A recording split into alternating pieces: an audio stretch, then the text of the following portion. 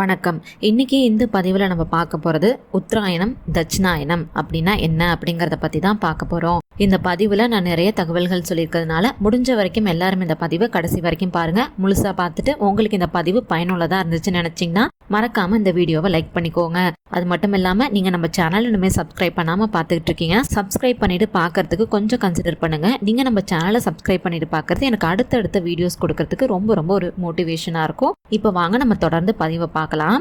சூரியனோட நகர்வோட அடிப்படையில இயற்கையா அமையக்கூடியது தான் புண்ணிய காலங்கள். புண்ணிய காலங்கள் அப்படிங்கிறது பார்த்தீங்கன்னா 2 இருக்கு. உத்தராயண புண்ணிய காலம் மற்றும் தட்சிணாயன புண்ணிய காலம். உத்தராயணம் அப்படின்னா வடக்கு அப்படின்ற பொருள், அயனம் அப்படின்னா பயணம். சூரியன் வடக்கு திசையை நோக்கி தன்னுடைய பயணத்தை தொடங்கக்கூடிய நாள், அதாவது தை மாதம் முதல் நாள் உத்தராயண புண்ணிய காலத்துடைய தொடக்க நாள். தை மாதம் ஆரம்பிக்கக்கூடிய உத்தராயணம் ஆணி வரைக்கும் இருக்கு. இந்த 6 மாத காலத்துக்கு பாத்தீங்கன்னா சூரியன் வடக்கு நோக்கி பயணிக்கிறாரு.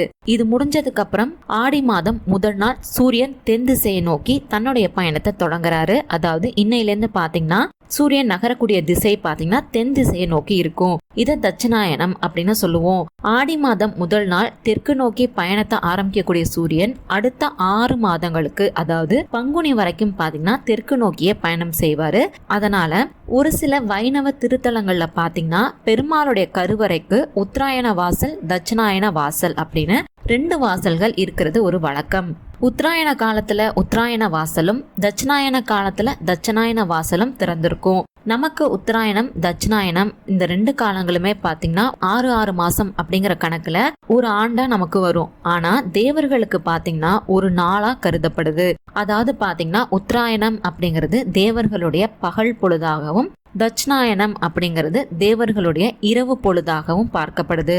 உத்தராயண காலத்துல பாத்தீங்கன்னா பகல் பொழுது ரொம்பவே நீளமா இருக்கும். தட்சிணாயன காலத்துல இரவு பொழுதானது நீளமா இருக்கும். இதை நம்மளுமே உணரவும் முடியும். உத்தராயண புண்ணிய கால தொடக்க நாளான தை மாத முதல் நாள் அன்னைக்கு பித்ருக்களுக்கு தர்ப்பணம் செய்யறது வழக்கம். அன்னைக்குதான் மகர சங்கராந்தி பண்டிகையும், அதாவது பொங்கல் பண்டிகையும் கொண்டாடப்படுது. பொங்கல் வச்சு நம்ம சூரியனை வழிபாடு செய்யறோம் இல்லையா, அன்றைய தினம் அதுதான் இது. அதே மாதிரி தட்சிணாயன தொடக்க நாளான ஆடி மாதம் முதல் நாளும் பித்ருக்களுக்கு தர்ப்பணம் செய்வாங்க. இன்றைய தினம் தான் அது. இன்றைய தினம் பாத்தீங்கன்னா தேங்காய் பால் பாயசம் வச்சு இறைவனுக்கு நைவேத்தியம் வைக்கிறது ஒரு வழக்கம். ஒரு சில இடத்துல பாத்தீங்கன்னா தேங்காய் சுடுறது ஒரு வழக்கமா இருக்கும். தேவர்களுடைய மாலை பொழுது தட்சிணாயனத்துல வரதுனால பெரும்பாலான பண்டிகை பாத்தீங்கன்னா இந்த காலத்துல இருக்கிறத நம்மளால பார்க்க முடியும். தட்சிணாயன காலம் அப்படிங்கிறது குளிர்ச்சியான காலம் அப்படிங்கிறதுனால பண்டிகை கொண்டாட்டங்களுக்கு ஏற்ற காலமா இந்த காலம் இருக்கு. தட்சிணாயன காலத்தோட தொடக்க மாதம் பாத்தீங்கன்னா ஆடி மாதம். இந்த ஆடி மாதத்திலே பாத்தீங்கன்னா பல விசேஷங்களானது நடைபெறும். அதாவது பாத்தீங்கன்னா ஆடிப்பூரம், ஆடிப்பெருக்கு, ஆடி வெள்ளி, ஆடி செவ்வாய், வரலட்சுமி விரதம் அப்படின்னு ரொம்ப விசேஷமா பல நாட்களை நம்ம கொண்டாடுறோம்.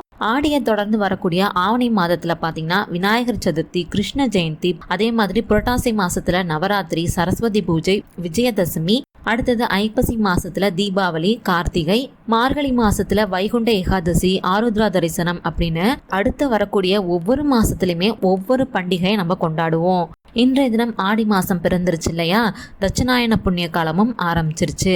உங்களால முடியும் அப்படின்னா இன்றைய தினம் உங்க வீட்டு பக்கத்துல இருக்கக்கூடிய அம்மன் கோவிலுக்கு போய் வழிபாடு செஞ்சுட்டு வாங்க. அதை விட சிறப்பு உங்களுடைய குலதெய்வ கோவிலுக்கு போய் வழிபாடு செஞ்சுட்டு வர்றது ரொம்ப நல்லது. முடிஞ்சவங்க இன்றைய தினம் கோவிலுக்கு போய் வழிபாடு செஞ்சுட்டு வாங்க. முடியல அப்படின்னாலும் பரவாயில்ல, உங்களுடைய வீட்டிலேயே எளிமையா ஏதாவது ஒரு நைவேத்தியம் செஞ்சு இறைவனுக்கு வச்சு வழிபாடு செஞ்சுட்டு அந்த நைவேத்தியத்தை நீங்களும் எடுத்துட்டு எல்லாருக்கும் தாங்க. இன்றைய தினம் நம்ம இறை வழிபாடு செய்யறது நமக்கு ரொம்ப நல்ல பலன்களை தரும். உங்களுக்கு இந்த பதிவு பயனுள்ளதா இருந்துச்சு அப்படின்னு நீங்க நினைச்சீங்கன்னா மறக்காம லைக் பண்ணிக்கோங்க. அது மட்டும் இல்லாம உங்களுக்கு ஆன்மீகம் சம்பந்தப்பட்ட தகவல்கள் பிடிக்கும் அப்படின்னா நம்ம சேனலை மறக்காம சப்ஸ்கிரைப் பண்ணிக்கோங்க. நன்றி, வணக்கம்.